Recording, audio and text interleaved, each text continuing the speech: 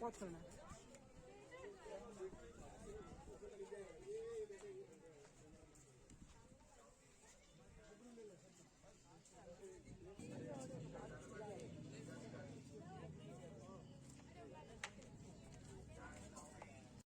हम नकी झील पहुंच चुके हैं और सामने आपको जो नज़ारा दिख रहा है नकी झील का, इसकी जो समुद्र तल से जो गहराई है ये मतलब 1200 मीटर की इसकी ऊंचाई मानी जाती है। इसकी जो लंबाई का जो दायरा है ये 2.5 किलोमीटर के घेरे में फैली हुई एक नकी झील है।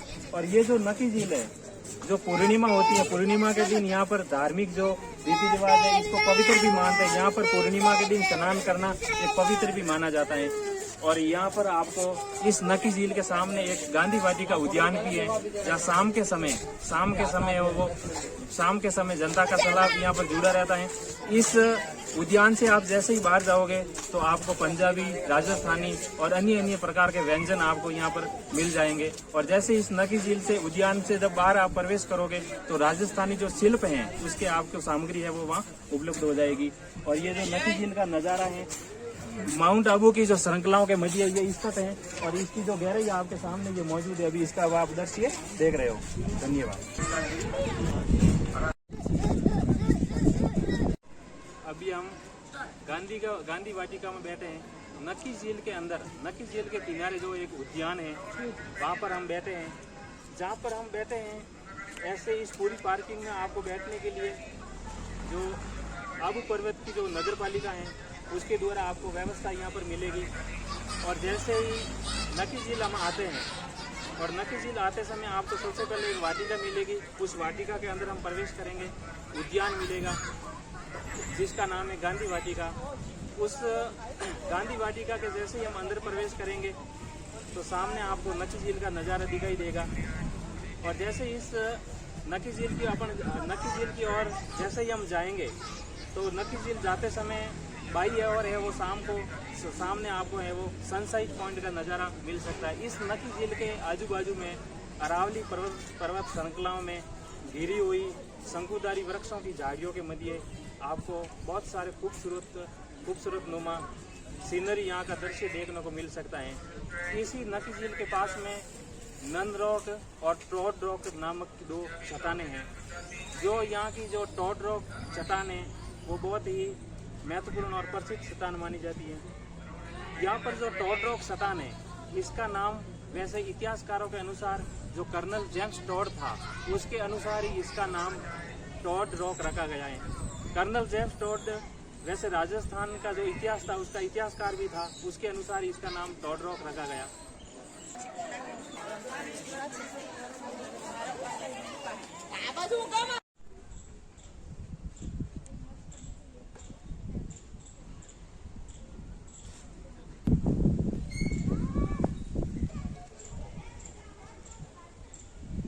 अभी हम खड़े हैं राजस्थान के माउंट आबू में हम खड़े हैं। एक मिनट थोड़ा काटो तो 2 बार बोल दिया, एक मिनट। हाँ, अभी हम खड़े हैं राजस्थान के माउंट आबू में। ये माउंट आबू देवभूमि कही जाने वाली ये नकी झील आपको सामने दिखाई दे रही है। और सामने जो आपको दृश्य दिखाई दे रहा है ये स्वामी विवेकानंद जी की प्रतिमा है। यहाँ पर हिंदू धर्म के सभी मत, पंथ और संप्रदाय के जो केंद्र हैं वो यहाँ पर हैं। और विशेषकर जो भारत का जो सबसे बड़ी संस्था कही जाती है ब्रह्म कुमारी, उनका भी जो मुख्य कार्यालय है वो यहीं पर स्थित है।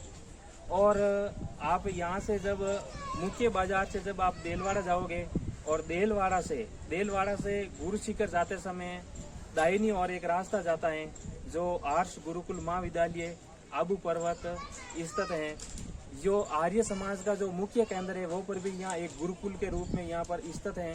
और ये लगभग 30 वर्ष प्राचीन इनकी स्थापना हो गई थी। आज से 30 वर्ष पहले इनकी स्थापना हुई थी। और अभी हम आपको आगे ले जा रहे हैं और स्वामी विवेकानंद जी की प्रतिमा और ये जो प्रतिमा मूर्ति है इसका आपको दृश्य दिखाएंगे। जहाँ हम अभी खड़े हैं ये पहले मगरमच्छ उद्यान के नाम से जाना जाता था, लेकिन अभी यहाँ पर स्वामी विवेकानंद जी की प्रतिमा विराजमान होने के बाद में इसी उद्यान का नाम है वो स्वामी विवेकानंद उद्यान रख दिया गया है।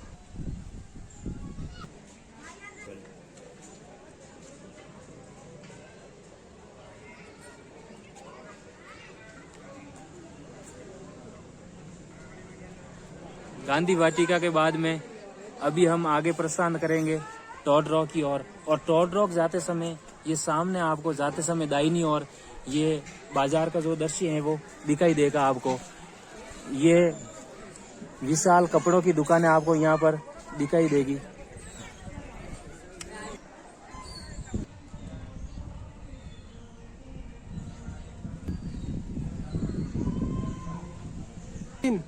ये जो रोड जा रहा है वो टॉड रॉक की ओर जा रहा है। और देखिए सामने जो अरावली श्रृंखलाओं के मध्य जो सामने आपको जो चट्टान दिखाई दे रही है वही टॉड रॉक का दृश्य।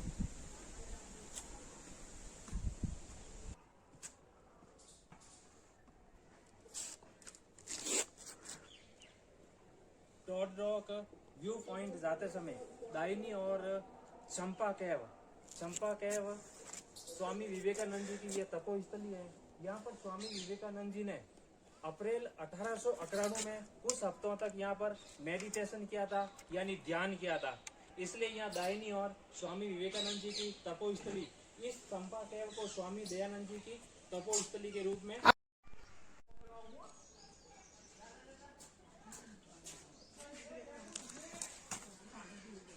नक्की झील के दाहिनी ओर मुख्य जो ट्रैकिंग मार्ग है इसके ऊपर आपको टॉड रॉक व्यू पॉइंट का दृश्य दिखाई देगा।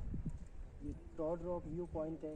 ये जो माउंट आबू है, माउंट आबू का शुभकर के रूप में भी इसको जाना जाता है। टॉड रॉक व्यू पॉइंट ये इस चट्टान की जो आगे की जो आकृति है ये मेढक जैसी दिखाई देती है, इसलिए इसको मेढक चट्टान के नाम से भी जाना जाता है। वैसे ये जो मेढक चट्टान है इसकी खोज का जो श्रेय है राजस्थान के इतिहासकार कर्नल जेम्स टॉड को जाता है। कर्नल जेम्स टॉड के अनुसार ही इस टॉड का नाम राजस्थान का जो इतिहास है इसके अंतर्गत टॉड रॉक रखा गया है। और ये जो टॉड रॉक जो व्यू पॉइंट है यहाँ पर स्वामी विवेकानंद जी और खेतड़ी के महाराजा अजीत सिंह की यहाँ पर मुलाकात हुई थी। और 1893 से पहले कुछ हफ्तों तक यहाँ पर जो स्वामी विवेकानंद जी थे उन्होंने यहाँ पर ध्यान मेडिटेशन किया था। और इसी मुलाकात के बाद में फिर जो खेतड़ी के राजा अजीत सिंह ने स्वामी विवेकानंद जी को खेतड़ी आमंत्रित किया। और उसके बाद में 1893 का जो शिकागो धर्म सम्मेलन हुआ था उसके लिए खेतड़ी के महाराजा अजीत सिंह के द्वारा स्वामी विवेकानंद को अमेरिका भेजा गया था। धन्यवाद।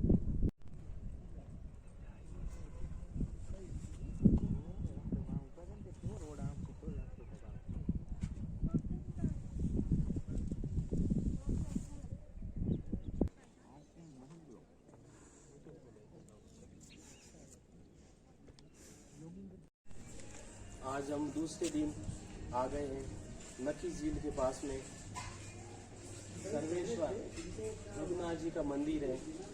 इनके बारे में अंदर जाकर हम अभी जानकारी देंगे।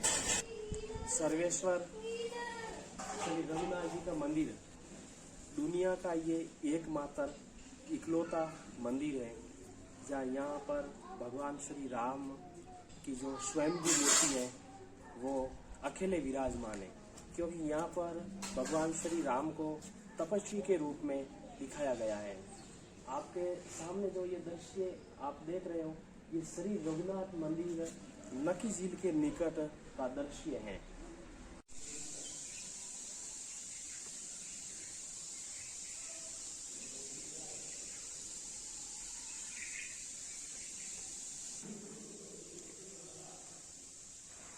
माउंट आबू का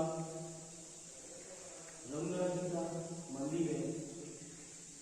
ये सामने जो रघुनाथ जी के मंदिर में भगवान श्री राम की मूर्ति है। आप इस मूर्ति में देख रहे होंगे एकमात्र दुनिया का ऐसा पूरे विश्व का एकमात्र इकलौता ये ऐसा मंदिर है जहाँ पर भगवान श्री राम अकेले हैं। मित्रों, आपने देखा होगा कि भगवान श्री राम के साथ में माता सीता और उनके छोटे भ्राता लक्ष्मण जी साथ में रहते हैं, लेकिन इस मंदिर में भगवान श्री राम की जो मूर्ति है वो सिर्फ भगवान श्री राम को अकेले दिखाया गया है, क्योंकि यहाँ पर भगवान श्री राम को तपस्वी के रूप में दिखाया गया है। ये जो मंदिर है 5500 साल वर्ष प्राचीन है। वैसे ये 14वीं शताब्दी का मंदिर माना जाता है। इसी मंदिर की जो स्थापना है वो कैसे हुई, उसका जो बारीक शिलालेख है उसका हम अभी आपको दृश्य दिखाएंगे। उससे पहले कुछ और जानकारी आपके सामने साझा करते हैं। भगवान राम की ये जो स्वयंभू मूर्ति है 5500 साल प्राचीन भगवान राम की ये स्वयंभू मूर्ति है। इस मूर्ति को आज से 700 साल पहले जगत गुरु रामानंद आचार्य ने यहाँ पर स्थापित किया था।